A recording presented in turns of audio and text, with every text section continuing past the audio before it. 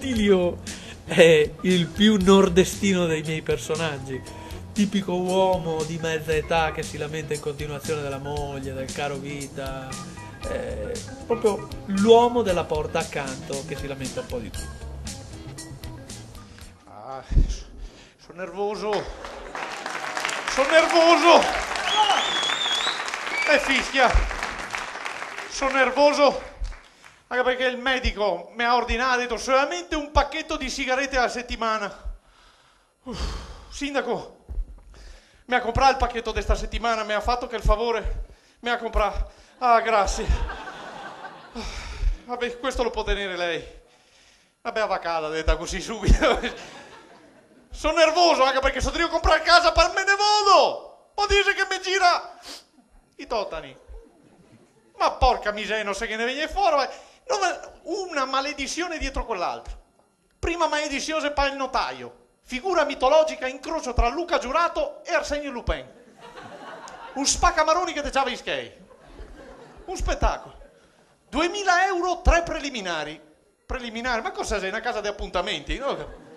Dice, quella del studio, rincara la dose. Dice, sì, ma 2000 euro senza rogito. Lei rogita?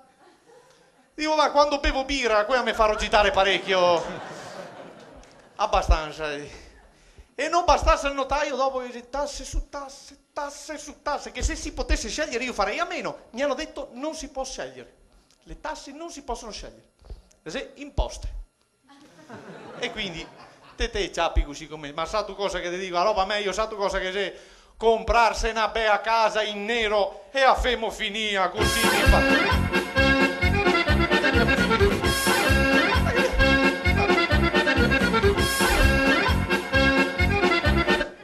Pronto?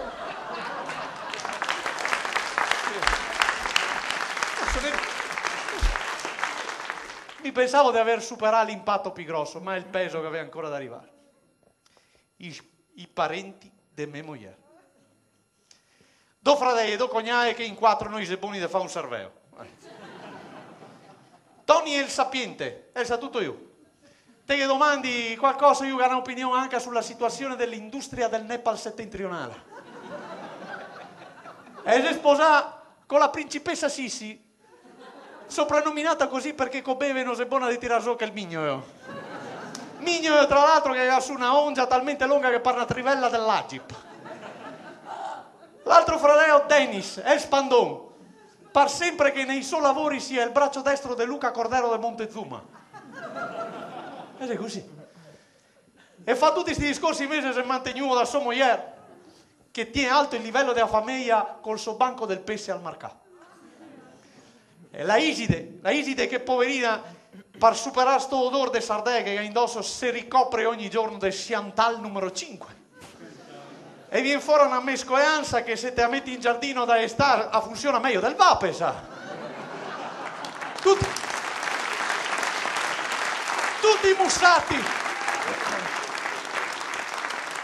mussati va adesso. So con sta armata Brancaleone se mondai all'osteria dall'Onto, dove che la Iside si ha sentito subito a casa. E erano odori splendido. Quello che è successo durante il pranzo me lo ricordo poco, perché per smentegarmi di sti deficienti io tiro su una bella baia di refosco. Così. L'unica roba che mi ricordo è il fine pranzo. Quando sono montato su Scagneo e ho... Su Scagno? Come si dice?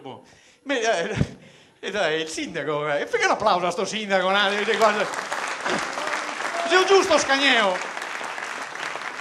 E qua annunciare il nostro secondo viaggio di nozze. Una crociera romantica che passa per l'Adriatico, toccando le ridenti cittadine de Caorle, Bibbione, Sottomarina e Chioggia.